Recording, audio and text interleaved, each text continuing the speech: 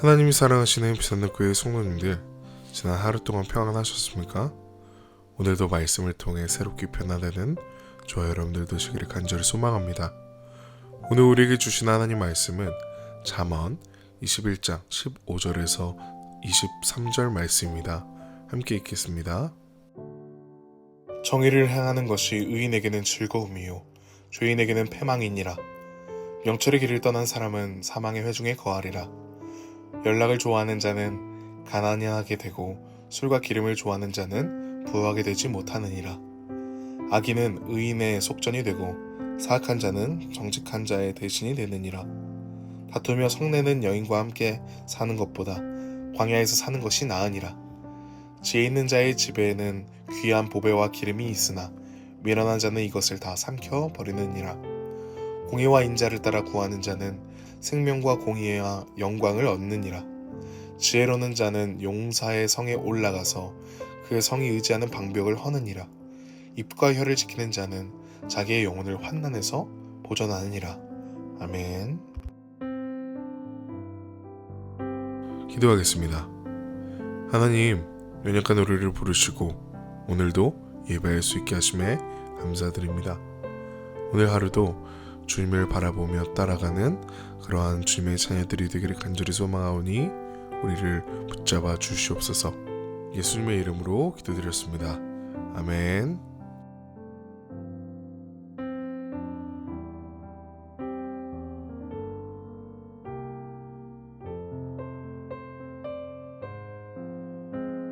오늘 본문 주제는 하나님의 기준을 따르는 지혜로운 신앙생활입니다. 이 시대는 각자 자기 기준을 따라 살아가라고 부추깁니다. 세상의 눈치, 나의 감정, 대중들의 분위기에 따라 결정하는 것이 어쩌면 자연스러운 일처럼 보입니다. 하지만 성경은 거꾸로 말합니다. 지혜로운 삶이란 하나님의 기준에 나를 맞추는 삶, 하나님의 말씀을 기준 삼아 살아가는 삶입니다. 잠언 21장 15절부터 17절까지 말씀은 하나님의 기준에서 벗어난 삶이 얼마나 위험한지를 분명히 보여줍니다. 특히 16절 말씀은요, 명철의 길을 떠난 사람은 사망의 회중에 거하리라 라고 말합니다. 여기서 말하는 명철은 단순한 지식이 아니라 하나님의 뜻을 분별하고 따라가는 이러한 삶의 지혜를 말하는데요. 명철의 길을 떠난다는 것은 하나님이 인도하시는 길, 곧 생명의 길에서 벗어나 자기 생각과 욕망을 따라 사는 삶을 의미합니다. 성경은 그 결과가 사망의 회중이라고 말합니다. 이것은 단순한 실패나 손해 정도가 아닙니다. 하나님 없이 살아가는 무리 가운데 속하게 되는 것, 영적으로 죽은 사람들 사이에서 묶여버리는 것입니다. 하나님이 주시는 생명과 기쁨에서 끊어지고 돌이키지 않으면 결국 영원한 심판에 이를 수 있다는 무서운 말씀입니다. 잠언은 명철의 길을 떠나는 삶의 특징을 구체적으로 보여주는데요. 15절은 이렇게 말합니다. 정의를 행하는 것은 의인에게는 즐거움이요 죄인에게는 패망이니라. 의인은 하나님의 공의의 기쁨을 느낍니다. 그러나 죄인은 그것을 불편해하고 거부합니다. 왜냐하면 자신의 기준, 욕심, 편의대로 사는 삶이 하나님의 기준과 충돌하기 때문입니다. 17절은 이렇게 덧붙입니다. 연락을 좋아하는 자는 가난하게 되고 술과 기름을 좋아하는 자는 부하게 되지 못하느니라. 이 말씀은 기쁨을 추구하는 삶을 비난하는 것이 아닙니다. 삶의 우선순위가 뒤바뀐 상태를 말하는 것이죠. 자기 만족, 쾌락, 편안함이 삶의 목적이 되어 하나님의 뜻을 외면한 채 살아간다면 겉으로 아무리 풍요로워 보여도 그 끝은 반드시 궁핍과 공허, 멸망이라는 사실입니다. 오늘날에도 이런 모습은 참 많죠. 말로는 신앙이 있는 것 같아 보여도 삶의 선택은 하나님이 아니라 내 감정과 계산에 따라 움직이는 그러한 모습 말입니다. 결정을 앞두고 기도하기보다 세상 기준을 먼저 따릅니다. 말씀은 기준으로 삼기보다 사람들의 평가와 눈치를 우선시합니다. 이것이 바로 명철의 길을 떠나는 삶의 모습인 것이죠. 하나님은 우리가 그런 길에서 벗어나기를 원하십니다. 하나님의 기준을 따르는 사람은 비록 처음에는 좁은 길을 가고 불편한 길 같아도 그 길에서 진정한 평안과 기쁨, 생명의 열매를 맺게 됩니다. 신앙은 일회성의 선택이 아니라 날마다 나의 길을 점검하고 하나님의 말씀 앞에서 방향을 다시 맞추는 반복적인 삶입니다. 그래서 우리는 매일 질문해야 합니다. 나는 지금 하나님의 기준 위에 서 있는가? 내 삶의 우선순위는 하나님을 향해 있는가? 우리는 계속 점검해야 한다는 것이죠. 말씀은 분명히 경고합니다. 명철의 길에서 떠나는 자는 결국 사망의 회중, 하나님이 없는 삶을 살게 됩니다. 하지만 하나님은 지금도 우리를 생명의 길로 부르고 계십니다. 그 길을 함께 걷는 저와 여러분들 되시기를 간절히 소망합니다.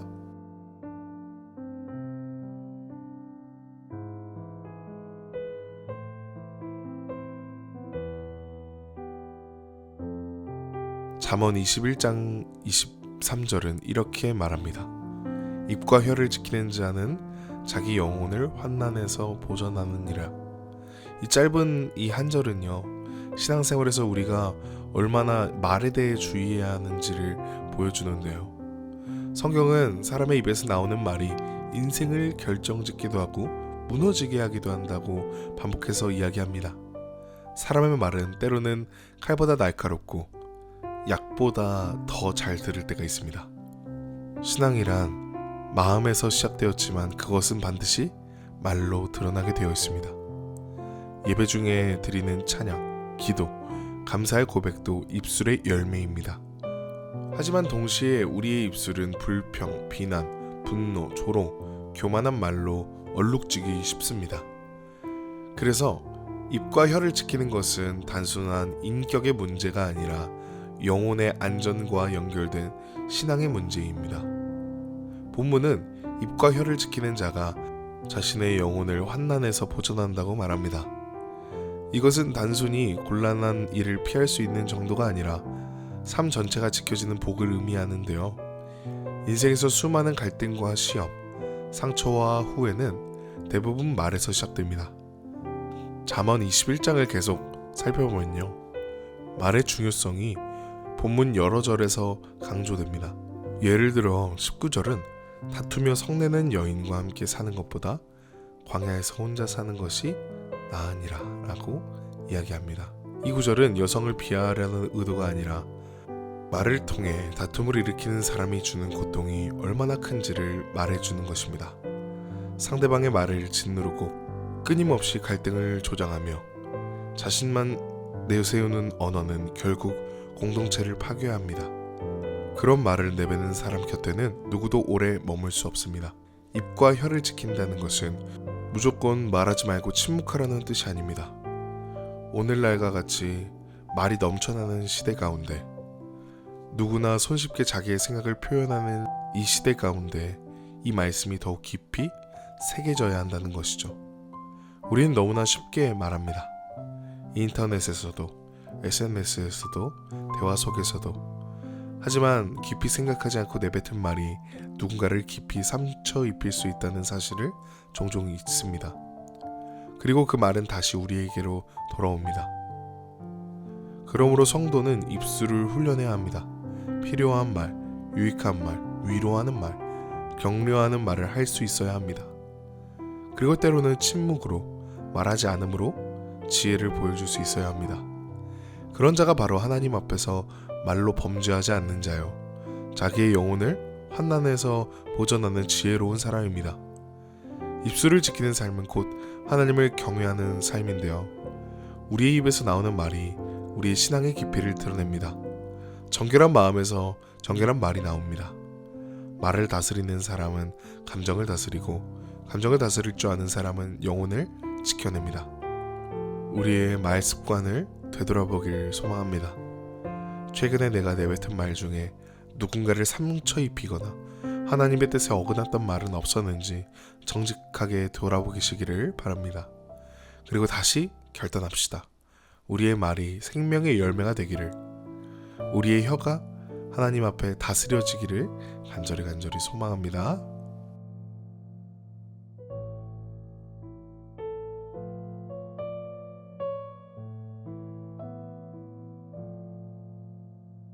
잠언 21장 16절은 우리에게 또 한 번 강한 경고를 줍니다. 명철의 길을 떠난 사람은 사망의 회중에 거하리라. 이 말씀은 길과 회중이라는 두 단어에 깊은 의미가 담겨져 있습니다. 길은 곧 삶의 방향이며 회중은 삶의 공동체, 최종적으로 머물게 될 자리를 뜻합니다. 명철의 길은 곧 하나님의 말씀과 지혜를 따라 살아가는 길이죠. 이 길은 처음에는 좁고 불편해 보일 수 있지만 그 끝에는 생명과 평안이 있습니다. 반대로 그 길에서 벗어난 사람은 결국 사망의 무리, 하나님 없는 삶을 살아가는 그러한 삶을 살게 됩니다. 그 길의 끝은 멸망이며 그 회중은 하나님의 영광에서 끊어진 자들이죠. 왜 명철의 길을 떠나는 것 자체가 사망으로 이어질까요? 그 이유는 단순합니다. 하나님의 뜻을 떠나는 것이 곧 생명의 근원에서 떠나가는 것이기 때문입니다. 하나님이 없는 삶, 하나님의 말씀을 무시한 삶은 겉으로는 잠시 평안해 보일지 몰라도 속은 점점 메말라가고 결국 돌이킬 수 없는 방향으로 흘러갑니다. 20절과 22절에도 이런 경고가 담겨져 있습니다. 지혜 있는 자의 지혜에는 귀한 보배의 기름이 있으나 미련한 자는 이것을 다 삼켜버리느니라. 지혜로운 자는 인생의 위기 속에서도 하나님의 뜻을 따라 그 길을 이깁니다. 그러나 명철을 떠난 사람은 위기를 감당할 힘도 보호받을 길도 없습니다. 사망의 회중에 속한다는 말은 죽음에 이른다는 뜻 그 이상입니다. 하나님이 없는 상태, 언약의 밖으로 나가는 것, 영원한 단절을 뜻합니다. 하나님은 우리가 그 길에 속하기를 원하지 않으십니다. 잠언의 목적은요, 우리를 정죄하려는 것이 아니라 깨닫게 하려는 것입니다. 지금이라도 돌아와라, 말씀의 길로 다시 돌아와라 라는 하나님의 자비로운 부르심이 이 본문 안에 담겨져 있는 것이죠. 사랑하는 비산도교회 성도님들, 하나님의 기준을 따르는 신앙생활은 단지 교회에서 예배와 헌신으로 완성되지 않습니다. 그것은 우리 스스로의 삶의 중심에서 가장 사소한 말 한마디와 이 작은 선택 하나에서 하나님을 얼마나 경외하고 있는지를 보여주는 삶을 살아야 한다는 것입니다. 오늘 말씀을 통해서 우리의 삶이 어디로 향하고 있는지를 다시 돌아보고 하나님의 명철 위에, 말씀 위에 입술과 마음의 길을 다시 세우는 그러한 모든 시간이 되기를 간절히 소망합니다. 기도하겠습니다. 온 만물을 지으신 하나님 경배합니다. 주님 홀로 영광 받으소서. 찬양받기 합당하신 하나님, 새벽 기도회로 허락하심에 감사드리고 오늘의 하루를 허락하심에 감사드립니다.